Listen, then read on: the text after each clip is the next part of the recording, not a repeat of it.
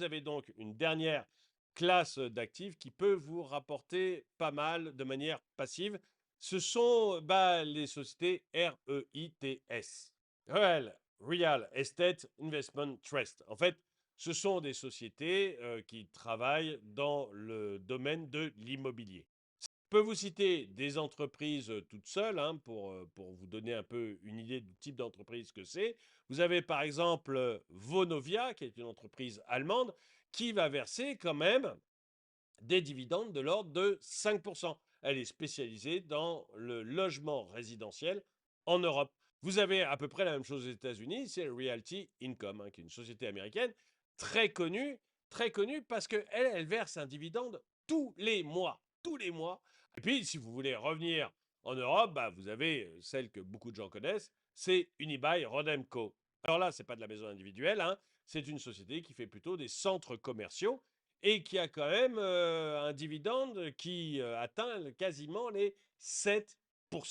Mais là, même chose que pour les actions à dividende, vous avez la possibilité de prendre des ETF qui regroupent énormément de ces entreprises immobilières. Et je vais vous donner trois exemples de ces ETF. Vous avez celui qui est fait par iShares, c'est iShares European Property Yield, qui est investi sur des sociétés qui vont évidemment sur de l'immobilier européen et qui vous verse quand même un dividende qui est proche de 4,5%. Vous avez également le SPDR Dow Jones Global Real Estate qui, lui, va être diversifié sur l'immobilier américain et qui va vous rapporter un dividende qui est proche de 4,8%. Et puis, vous avez l'Amundi FTSE EPRA Naret Global UCI ETS ETF qui donne en fait là accès à des sociétés immobilières mondiales. Alors Amundi, c'est une filiale du Crédit Agricole, donc c'est aussi quelque chose de très solide.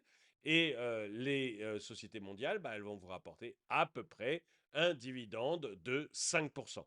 Donc, est-ce que je peux toucher 1000 euros de revenus passifs par mois en passant par la bourse? Oui, la réponse est oui. Il y a trois manières de le faire. Il y a les actions à dividendes ou ETF à dividendes. Vous avez les obligations ou les ETF obligataires, que ce soit d'État ou d'entreprise.